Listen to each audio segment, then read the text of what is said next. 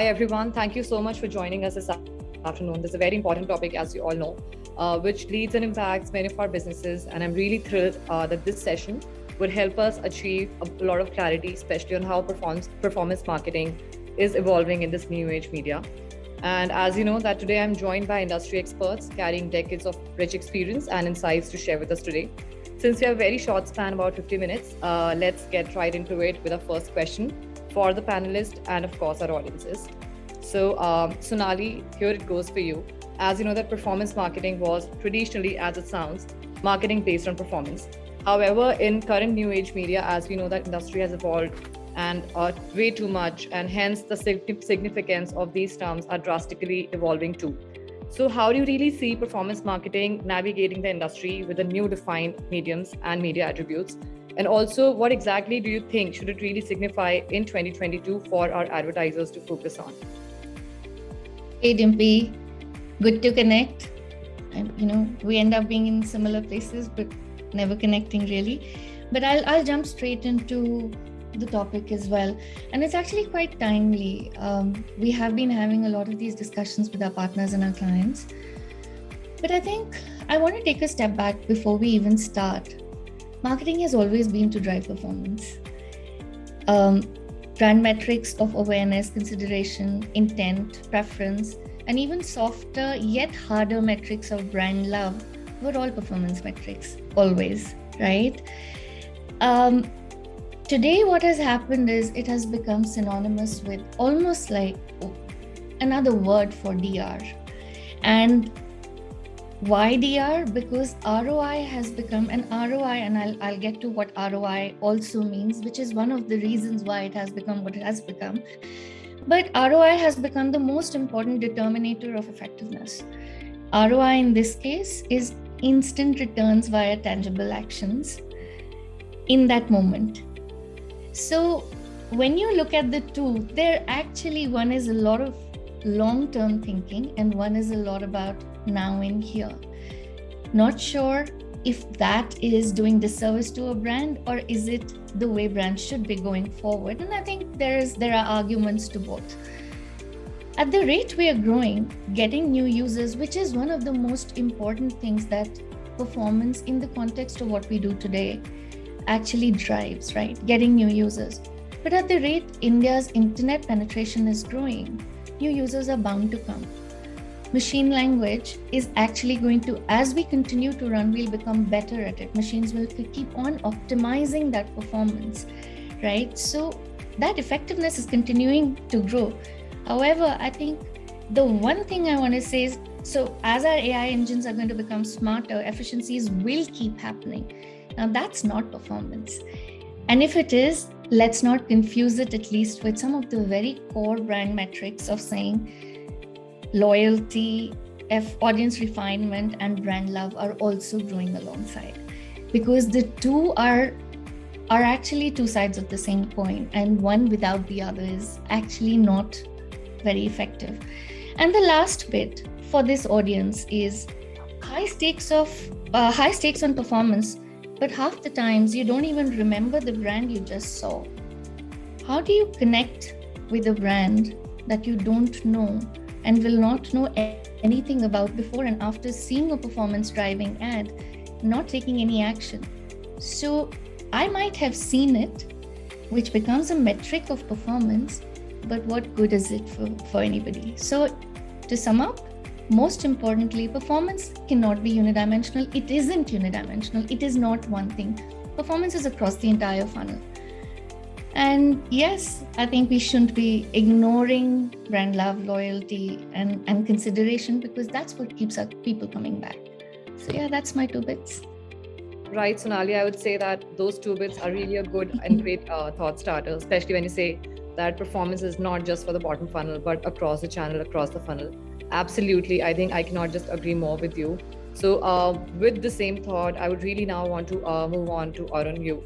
And as I see, Arun, that especially while Sonali is also talking about brand matrix, like brand love, loyalty, ROI, and new users, I feel that even for you at Big Basket, it's a very comprehensive term though, which is performance marketing, that it's a combination of paid advertising and brand marketing put together. But we feel that industry still has a lot of gap on how performance marketing is strategized, which goes back to the thoughts that even Sonali has put. So how does Big Basket navigate their strategy between both? I think Sonali was bang on in terms of how she encapsulated how things are done at present. See, for us, performance, you can't get away from performance marketing, right? It's sort of the key for customer acquisition. We use it for a bunch of other things as well, for retention campaigns, so on and so forth, right? Engagement, all that. I think where we are as a company, especially with the advent of all the new players in the market, like what Sonali mentioned, brand love, consideration, etc., become the more long-term thing. Things become more critical, right? It's become a lot more commoditized than where it was, say, prior to COVID, right? So for us, I think over the last 2 years, what we've done is we've tried to figure out ways to trickle down our brand messages into our performance marketing campaigns as well, right? Say, for example, we're not only competing, with, say, the likes of a Fresh to Home for meat as a, but we're also competing with Nykaa for beauty as a category, because in a sense, we are a grocery horizontal, right, to a degree, because we have a bunch of the other categories that we have.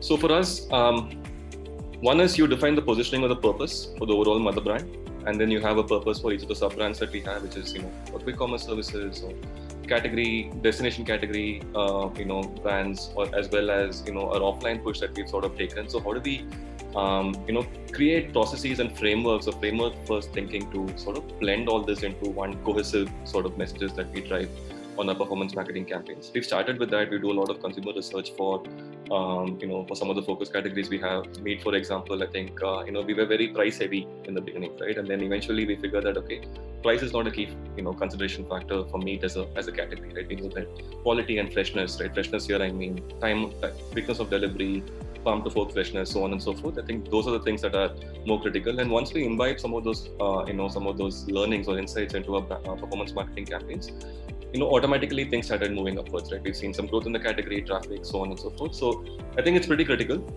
I won't say that there's a direct link yet. There are still some gaps, because of the size of the business that we operate in. But I think there is a clear case of, like a push from within, right, to sort of make this blend happen. So that's where I live. Right, very well said, Arun. I think, and it's always great to hear advertiser perspective and their point of view, because when we talk about performance and growth, I think that's where the matrix really are pulled off from. So I think I would really want to understand also Amit's point of view, because Amit, you carry a decade of global experience when it comes to performance and growth marketing. So if I have to ask you, like, what shall be the top 3 focus areas for most advertisers, especially in a time where digital first strategy is at its prime? So I really want to hear you, Amit. So, first of all, thanks, Dimpy, for having me here. Hello, fellow speakers. Hello, everyone. I think Sonali and hey, Sonali. So I think Sonali and Arun has set up a context very well, right? So ultimately, whenever we are talking about marketing, it's holistic marketing, where we are talking about branding, performance marketing. Now, if we have to talk about 3 things which advertisers or brands are focusing in today's era, I think the first thing is which comes in the starting, which actually exists in the earlier concepts of marketing as well, know your customer, right?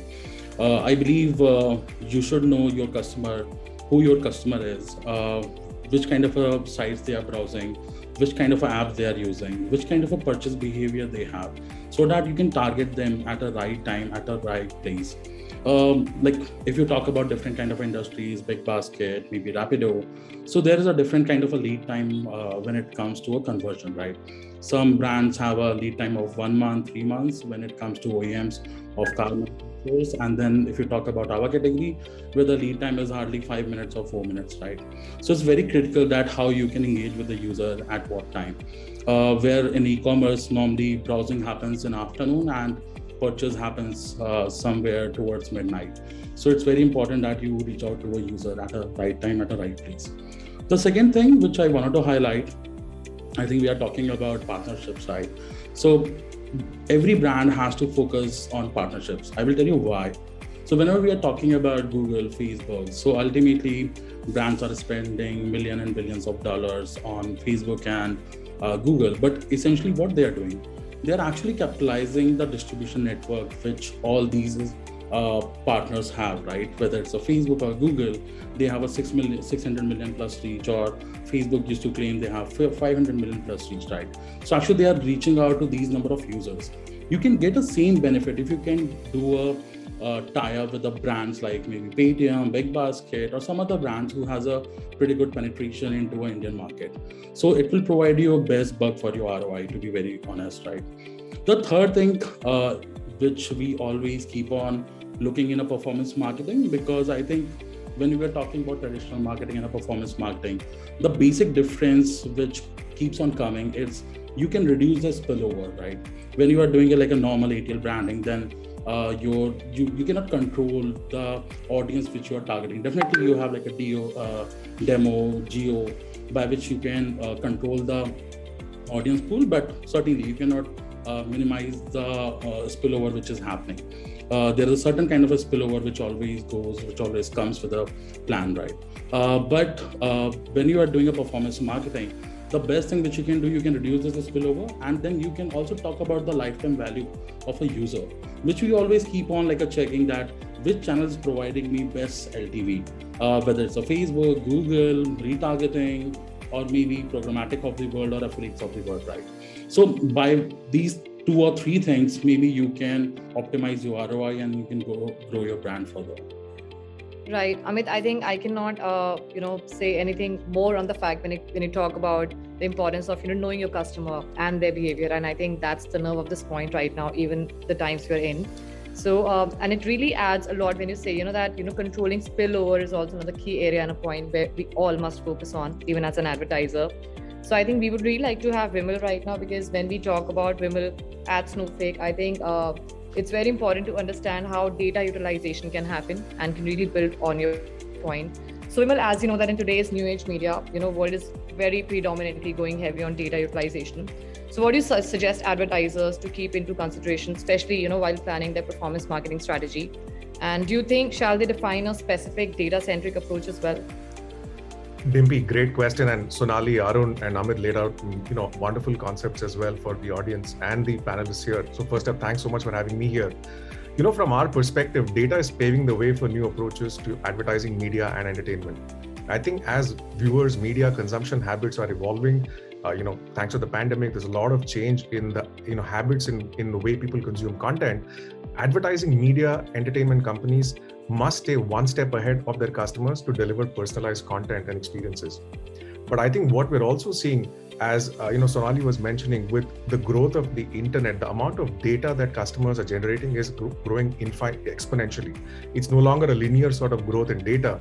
And this becomes a challenge because gaining insights into audience preferences should also be, you should do it in conjunction with customer privacy regulations, for example. Just one of the many hurdles companies must overcome to provide engaging and customized experiences.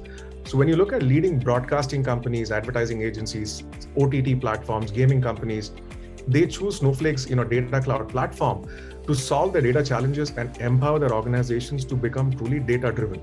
To give you some key points when you're considering how to unlock data, you talk about combining your consumer and advertising data. So break free of all your data silos, getting a single source of truth. The second, everyone spoke about accelerating time to insight. How can you make informed and timely decisions with unlimited analytical scale and reliable on-demand performance? And finally, to the point that I mentioned, how do you securely share consumer data across various internal or external data users while complying to consumer privacy regulations? Now, today, when we look at how Snowflake is being consumed by, let's say, ad tech, advertising, or even marketing firms, they're using us for multiple use cases, analyzing and enriching customer data to increase campaign effectiveness, drive media adoption, and even define media mix, for example. We have online gaming companies who are enhancing gameplay experience and then personalizing in-game offers. When you look at digital and traditional media entertainment companies, you're looking at how do you enhance content development, acquisition, and monetization? How do you improve content personalization and optimize recommendation engines? I think one of the key customers that we work with, one of the brands is Disney's advertising sales, which is responsible for the entire advertising sales and integrated marketing for the Walt Disney Company's entertainment and sports offerings through both linear, digital, social, as well as the ad-supported streaming business. They're leveraging the power of our media data cloud And Disney Advertising Sales has launched an innovative new clean room initiative. Now, this is a solution using Snowflake technology, and this is also powered by their cutting-edge first-party data offering called Disney Select. Now, Disney's Advertising Sales Clean Room offers 1 point to Disney's portfolio of all brands across all the screens. Now, what we're looking at is how do Disney-owned media properties, for example, gain access to more than 1,000 user segments built from Disney's intelligent data set for scalable and targeted analytics. Now, thanks to Snowflake's technology, Disney's customers can become a lot more informed about the benefits of engaging with Disney Select's data assets in multiple different ways and across multiple different platforms. Right, Vimal. I think very well said. And I think few points that I really found very enriching that you have made are like, informed, timely decisions, how, data should be utilized and how that really helps advertisers, I'll say, gain more control, especially when you talk about, consumer privacy regulation, which we are planning to cover further in this panel if time allows us. And also very interestingly, personalization engines. So I think when we are talking about data, I think we also know that at the same end, when you talk about activation of data, technology really plays a bigger role. So I would move over to Neel, because Neel, I think you can really add a lot of insights here. As you know that with data being the buzzword for 2021 and 2022, it's also very crucial for brands to leverage data on their campaigns with the right strategies, and especially, most importantly, technology. So Neel, what is your suggestion when it comes to technology? Like, how should brands effectively and very efficiently activate their data sets on and cohorts? Yeah, thank you, Dimpy. Big hello to everyone who's around.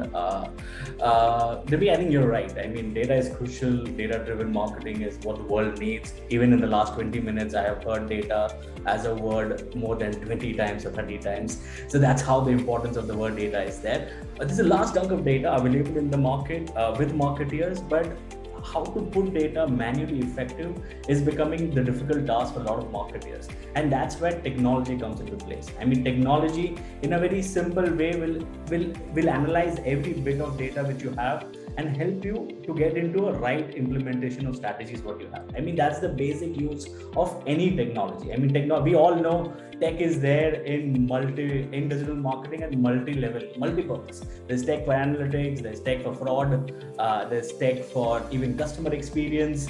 So how you use the tech in your right direction is what most of the marketers need to do it. I think the demand, which I think Sonali mentioned earlier, is that more and more marketers need to use tech at all the funnels. I mean, you don't need to keep tech only into the bottom funnel, but Sonali, I think the hard fact is a lot of marketers are chasing. When I was in L'Oreal or Vodafone, I was chasing the lower funnel because of the obvious reasons, because there was a crisis, there was pandemic, we need to ensure we have a better ROI. So, but it's really important that we have tech across all stages, and tech which provides the best ROAS importance or the best acquisition importance is getting adopted. But before I go into adoption of tech, I think, Dimpy, there are three things which most of us there are three rules, I believe, always for a tech adoption. I mean, first of all, do not alienate yourself from tech. I have heard marketers with multiple myths. And when I was a marketer, I had initially those myths as well.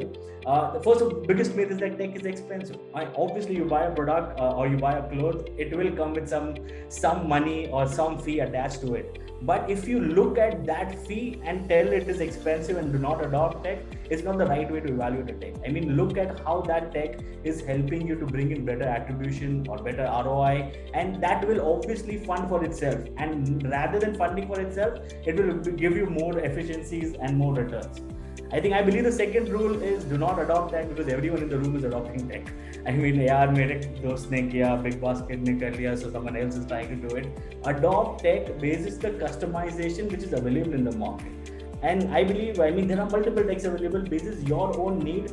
Go ahead, identify, spend time, test it, and then adopt it. And rule 3 is that don't forget rule 1 and 2. And once you have put all of this in place, the only rule for tech adoption which marketers need to follow religiously is to let tech do what it is supposed to do. Have confidence in tech. I mean, if you start judging tech on day one that yaar ye kuch nahi kar raha hai. I mean, my manual intervention or my team was doing a brilliant job, then what I have started putting into tech. I think if you don't give time, if you don't give confidence to tech, you will land up getting into something which is not really effective and efficient for you.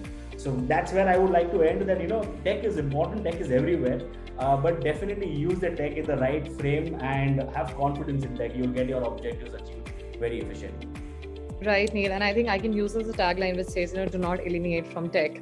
And that's really cool and very interesting. But I think that's a great point when you also say that do not adopt tech, but, go for customization. So I would say it in this way, that do not adopt standardization, but go for customization. Yeah. So I think that really takes us to Vanda, because when I talk about at Fresh to Home, the real-time availability of products and especially wide range of offerings makes it extremely important for the brand to target audiences at the right time using right data sets. So definitely no standardization can work here. I'm sure a lot of customization is going into picture. So we really want to understand from you that how do you plan your performance marketing campaigns, especially keeping this challenge in consideration to drive ROI, to drive ROAS, because I think those are the terms that everybody wants to focus on at the end. Thanks, Dimpy. My name is Vanda, so a little bit of correction in that. But yeah, nice to be on this panel, and hello to all the fellow panelists. Yes, you have dropped a big buzzword, ROI. That's what everyone's talking about. That's what we have to tell our bosses all the time. That's the question we are asked all the time. And this panel actually has discussed a rich array of points, which it is not binary, it's not black and white. It is a very dynamic space. Cut to what Sonali said, that it's not unidimensional. I mean to say, there has to be brand love, right? People have to like your ad to be able to even interact with it. And then Amit spoke about spillovers. We see people or consumers in silos and channels as such. There's always that spillover which we actually see. And Arun, I mean to say, you and I are sailing in the same boat. It is e-grocery, e-meat, and we are competing for consumers with the same platform. So yes, it is for us at Fresh to Home, it is very dynamic, as I say, because it's fresh meat and seafood, which has a shelf life only of say 48 hours. Now, how do I actually go out to these consumers to be able to make them transact? And ultimately, at the end of the day, ROI is conversion.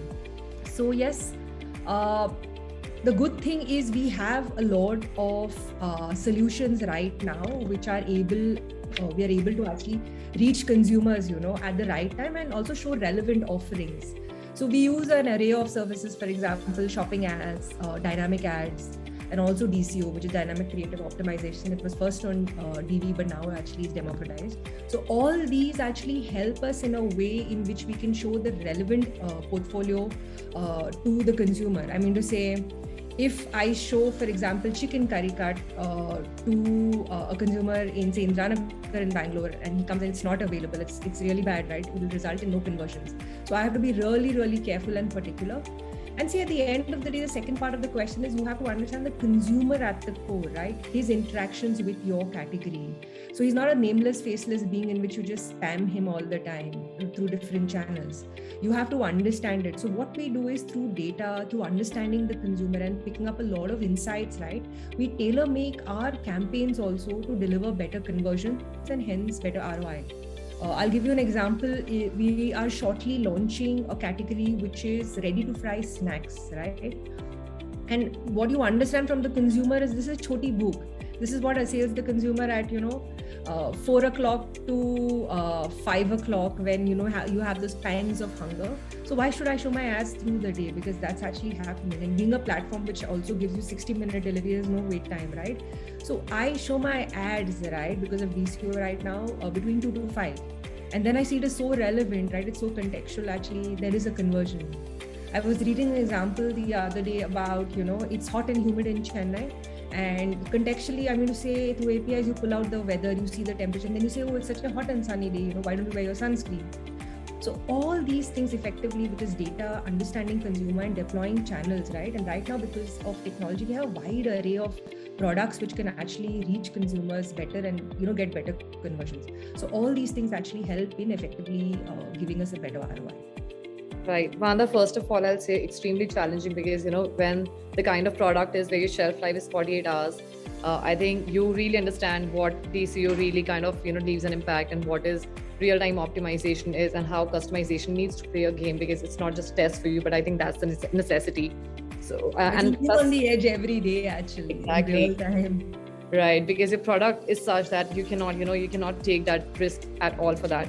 And especially when you talk about time span, which is, I think, very crucial to understand that when you talk about your campaigns, your customization, it just goes beyond, just basic level of targeting, but to understand what is that moment for your audience to consume your product and when should be the right time to even show the ad. So definitely bang on there. And going forward to Sonali, I would really understand from you, as Vanda has made such really great, I'll say, points across driving, especially ROI. So when we are we are hearing this in this panel, which is making data-driven decisions, which is helping us to drive the brand's ROI. So how do you really see any change in targeting options playing a role, especially when you talk about upcoming media world known as cookieless? Thanks. It was really fun listening to everybody, and there's so many points of connection with everybody. But Neel, I'll just add one thing before I move on to the answer for Dimpy. You talked about technology, and Vanda, you talked about how insights are fueling as much effectiveness as possible for everything, and that brings me to one important point, which is data and technology with a purpose. Without that, and I think, Neel, that could probably be the fourth point in what you said about technology, to say that, without a purpose, it's like data everywhere, nobody knows what to do with it. And I think that comes back to what you were saying, Vanda, as well. But coming back to, the cookieless world, it has become a buzzword. It scares half the world. The other half pretends that they know everything about it. But regardless, it is a buzzword. Fact, industry is moving towards greater privacy. Fact number 2, advertisers shouldn't assume that they will have access to consumers' data or consumers' digital footprint or digital data, or unless they can convince consumers that they deserve it. Fact number 3, deprecation of IDs is coming, and it will impact targeting, scale, measurement, and attribution unless we figure out a way around that, right?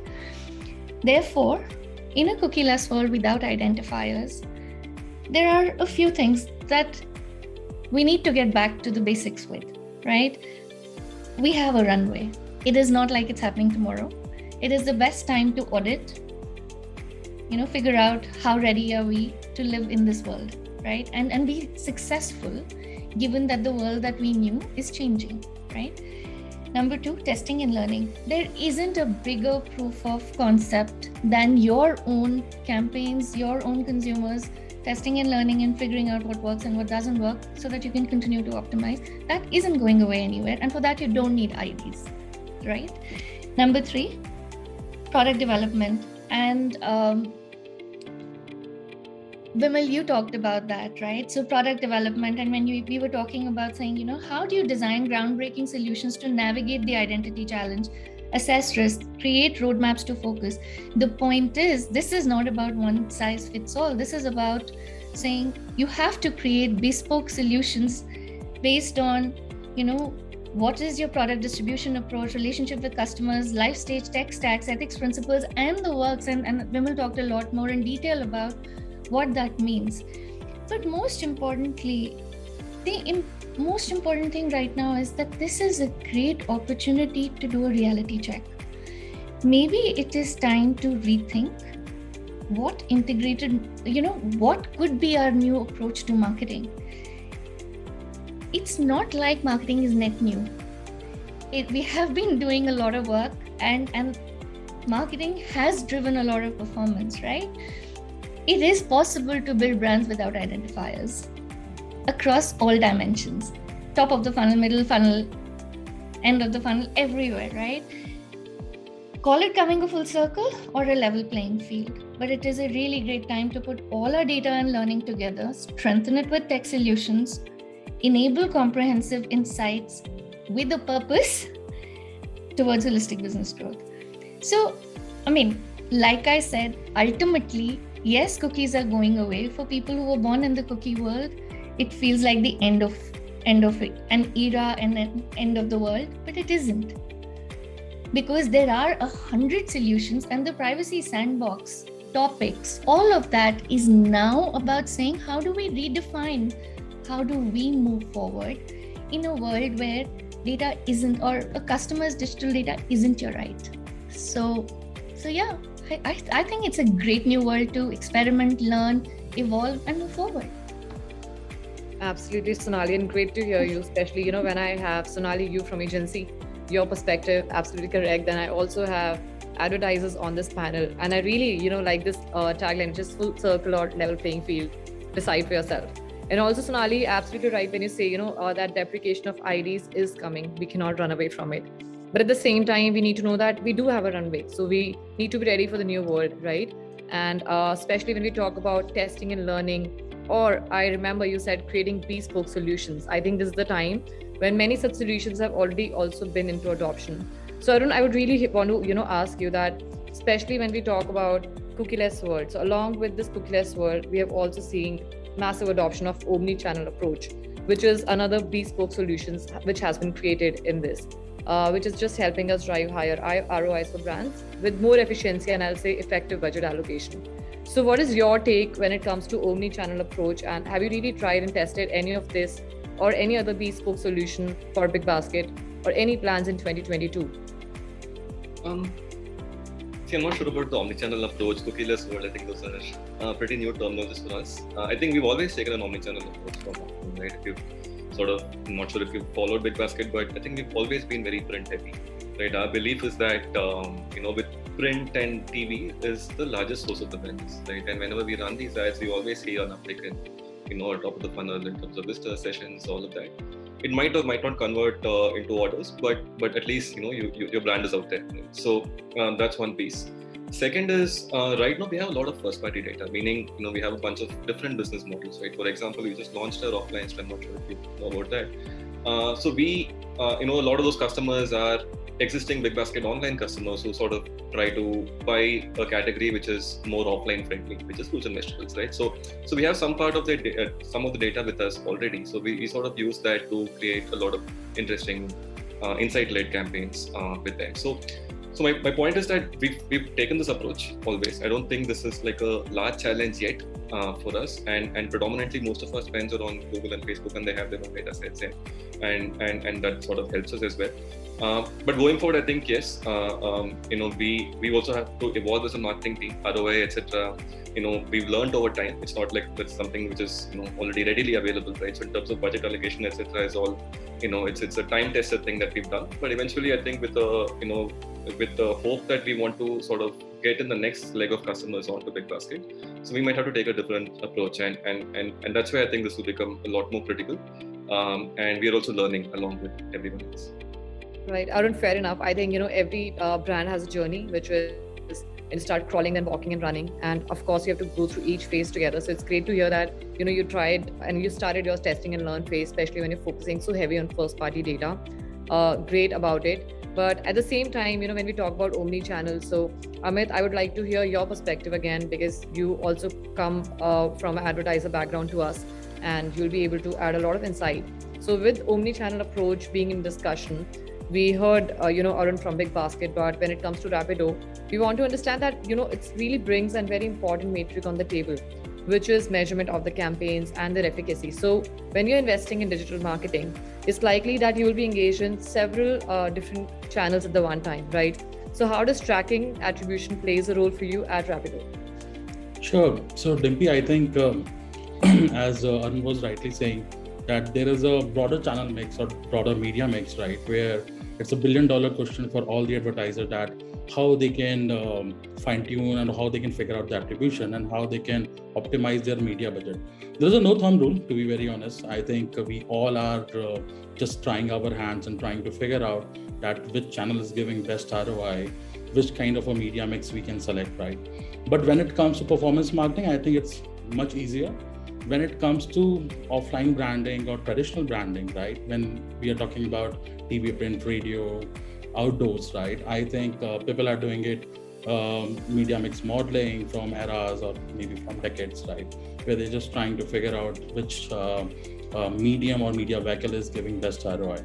But when it comes to performance marketing, I think the best part is when you're talking about Rapido, we are 100% digital brand. So like all the bookings come digitally. So we have a benefit that we can track data. Second, most of the advertisers, I think everyone is using some kind of a MMP, right? So whether it's AppsWare, whether it's edges. So actually, that is a tool which logically provides you attribution, right? There are different kind of models as well, which talks about the attribution, whether it's a Markov, Google data-driven attribution, weighted average, and they're like a different kind of models, right? But I think people are using those models on a basis of the conversion window and on a basis of at which stage they are in their life cycle. Let's suppose they are into a growth stage where they want to put a lot of effort on acquisition, and then there are a few brands like Flipkart or Amazon, which has already reached to a saturation or maybe maturity phase, right? Where they're not putting a lot of efforts on acquisition, they are putting a lot of efforts on retention. But if you're talking about tracking and attribution, I think mostly people are using third-party models, right? Which will provide you that which channel is providing attribution, because everyone is using omni-channel, right? Facebook, Google, affiliate, all these channels are, and the problem is that the way we want a growth, even these channels are not sufficient so that they can provide us a growth. So we have to fast. I think that is the beauty of a startup, that we have to grow at a really fast pace, and we are bound to do activities on all kind of omni-channel. The second thing is, if you're talking about the tracking, I think certainly whenever you're talking about, when you use any kind of a tech stack, right? Any kind of MMP, but still there would be some kind of arbitrage between maybe Facebook, Google, and your own DB. You have to live with it. You can just try to reduce it, but that is a problem which everyone is facing, like wherever I'm talking or whomsoever I'm talking. I think there is some kind of arbitrage. You have to figure out a middle ground, that how you can attribute channels and how you can figure out ROI, whether it's on the basis of organic uplift, whether on a basis of install, or maybe a different event within a funnel. But people have figured out their own ways. So there's no fixed thumb rule which is applicable for everyone. But yeah, there is a science behind it which people are using. Absolutely, Amit. I think, and whenever you talk about especially ROI, where you say, what gives the best ROI, I think that remains one of the best questions and very important to reflect upon. You're right. Each advertiser, each brand needs to look at its own, ways of working, especially when it comes to channel optimization or the media mix. And absolutely, when you say that measurement and attribution, that plays a major role, I think I cannot agree more, because when you're talking about especially omni-channel approach, that really goes back on the pillars of attribution and on measurement. So, when you're talking about especially optimizing your campaigns towards the best channel, which is giving you higher ROI. So, Neel, I would want to really hear from you that, how do you see technology playing a role, especially when it comes to optimizing the performance across, I'll say, core pillars, not just inventory, but also creative and also measurement. Neel, you're on mute. Yeah, hi Dimpy, sorry. So I'm going to pick my answer based on what all of them have said and how tech is going to fix in each one of their problems. I think Sonali mentioned earlier that, so tech is important for optimizing at 3 levels. One is optimizing bid and budget, second is targeting, and third is basically your creative. And an overarching of entire thing is measurement or attribution, which Amit mentioned. So I'm going to pick some of the points which all of you said and how tech will help you to answer that. So on the point of Sonali, there are digital planners, marketing team, digital marketeers who are currently dependent without tech on bid and budget. Either they are manually doing it, or they are dependent on what the platform guys are giving it. I'm not naming any platform right now, but whatever the platform guys are giving available. Let's be very honest, platform guy has built that bid and budget to ensure to keep his revenue in mind, not to give entire revenue back to the customer. So in this spaces, tech becomes really important. So tech will come in picture as a between layer between a manual intervention and what the platform guys are doing, and will think from a perspective what is the right way to bid and budget. And it's practically impossible manually doing a digital planner day in day out to do those bidding and budgeting.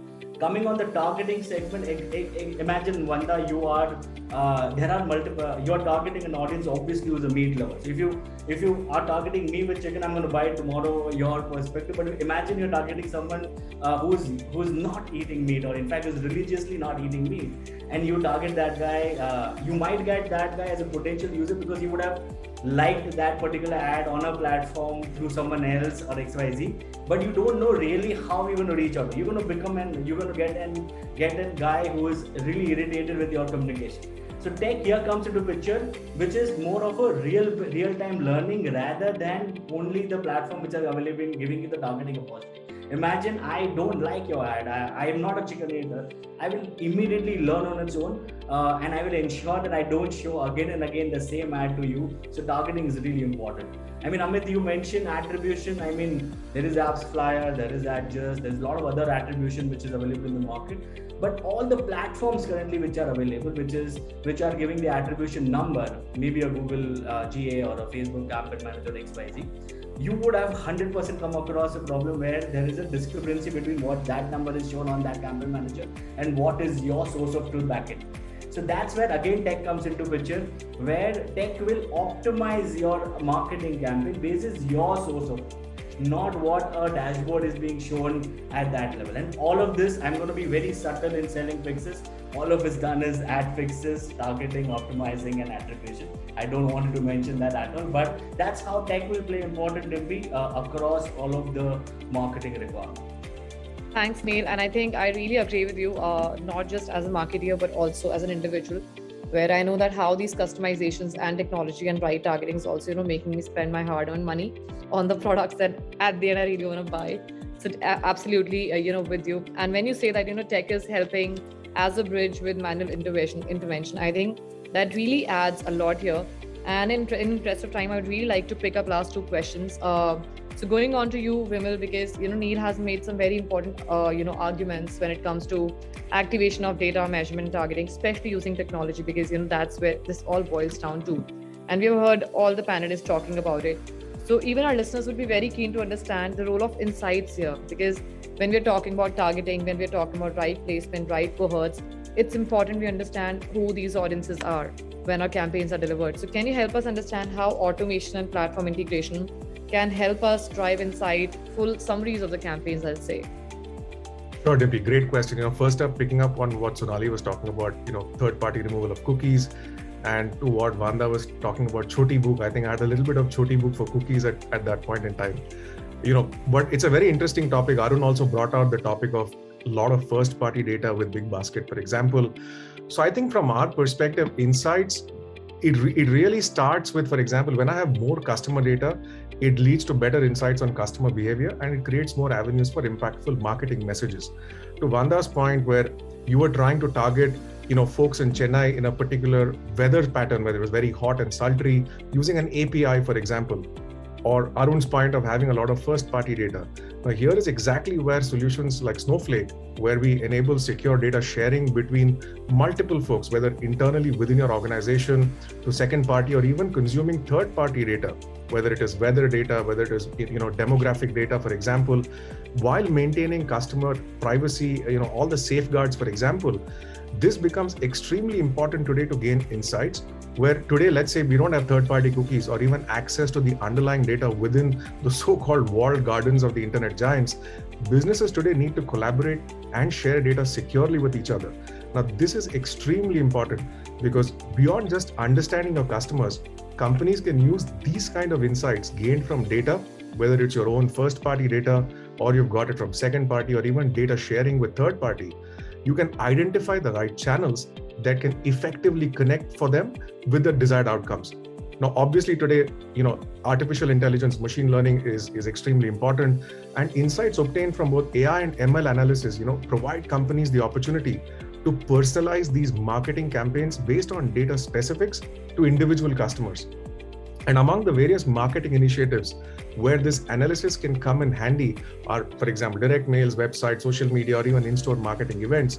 But I think increasingly, one of the biggest benefits of operating in an advanced analytics environment, which is very impactful to a business, is for companies to store data in a single location, which provides a huge additional layer of privacy as well. Right, absolutely, Vimal. I think when you're talking about especially privacy and technology and data playing a bigger role there, I think it's highly important that all of us as marketeers, start putting a bit of focus onto those points, because I think that's where our strategies would be crafted. So we have a lot of questions to be discussed today, though, but in lieu of time, Vanda, lastly, we would be very keen to hear your thoughts, especially when it comes to insights and extracting valuable measurement metrics from a campaign, especially when you talk about your brand where the shelf life is 48 hours. I think you would know better than anybody else how insights are playing a bigger role here. So how much weightage do you think you give to a campaign insights, and are there any third-party tools or platforms that you also use for the same? Yeah, thanks Dimpy. I mean to say you made the statement I know best, but there is no cookie cutter approach, right? Amit mentioned and resonated so well. There is a no thumb rule. We learn as we go, right? Because imagine how complex it is. My communication for a consumer in Bangalore and Bombay, which is about convenience, right? When I go to Ongole, I go to Warangal, I go to Trichy. I mean to say, it's not same size fits all. A Malayali really likes his sardine, a Bengali likes his rohu katla and hilsa, right? So it's fairly matrixed, it's fairly complex, and in the entire thing, how we become efficient is very, very important. So what we do is, there is a campaign, right? There may be a new city launch, new category launch, etc. And there are channels, right? So the campaign has a goal and the channels also have objectives. It is a one-to-one mapping, right? And according to the goal of the campaign, we choose the closest objective available on the channel. For example, is it reach, it's awareness, app installs, or is it in-app conversion, right? So basis the campaign goal, the closest objective to the channel, we deploy it. And then we measure it. We use adjust actually to check it. And as we put it out there, right, there are lots of learnings which actually come. It's not the campaign is over, okay, fine, next. So basis that, we actually have a sheet called, the experiments we've done and what are the learnings. And there are so many which have actually come about, which actually help us. I'll just give you 2 examples. So you know that, for Google search, right, there are multiple bidding strategies for the brand keyword. So the vanity metric also is that we always say that we optimize to be always present on top number 1 position. And for a lot of us, because we are asked by bosses, by investors, when they actually see. So we used to do that, right? We see the impression share on the first position and we are very, very focused. But after a point of time, we realize, is this really, coming back to the previous point of ROI, is it delivering, right? When does vanity metrics? So then we said, let's start something new. Can we do something on optimizing for ROI? So ROI, yes, it is a trade-off, but it actually delivers business, right? So this is the learning which actually came about. It was an insight. The other one I would say is about videos, right? We know that longer formats obviously are better, the CPM is cheaper, and engagement also is better. But ultimately, if you actually see who comes, what is the conversion, right? Who comes and actually makes a transaction. If you go to the entire thing, you realize that shorter formats actually work. And it is not to say that, brand messaging and all is important, but when it comes to hard-coded metrics, right? We saw that 15 seconds actually work. So all these learnings which come from campaigns, right? We distill it and we optimize for subsequent campaigns to be able to deliver better. So we balance it out in a very nice, balanced way. So insights, I think, is keep having adjust also. Yeah, so that was my take on this. Yeah, Vanda, I think great a lot. I mean, when I hear you, especially when you talk about let's optimize for ROI and you say no size fits all, which is of course all of us do. But when you say that your objectives has to match the campaign goal, I think that's where you go. That's where it's like you're digging deeper. It was great having all of you on the panel. And I think, Vanda, nothing could be a better closing line to the session than when you say, don't focus to be on the top placement, but focus to optimize on ROI. Because I think that's where we all need to go as a marketer. And that's what we call as new age media, right? So our performance marketing is no more traditional, but as you rightly quoted that, let's optimize for ROI and not just focus for lower CPMs or just to be on the top placements. So I think that's where the quality metric comes out. That's where we tell that, okay, this is the new age media where we focus on outcomes, where we focus on ROAS and ROIs, and that's how we define our strategy. So it was absolutely great, known for me at least. I heard a lot from you all, and thank you so much for having me on this panel as a moderator. Thank you. Thank you for having me in the panel.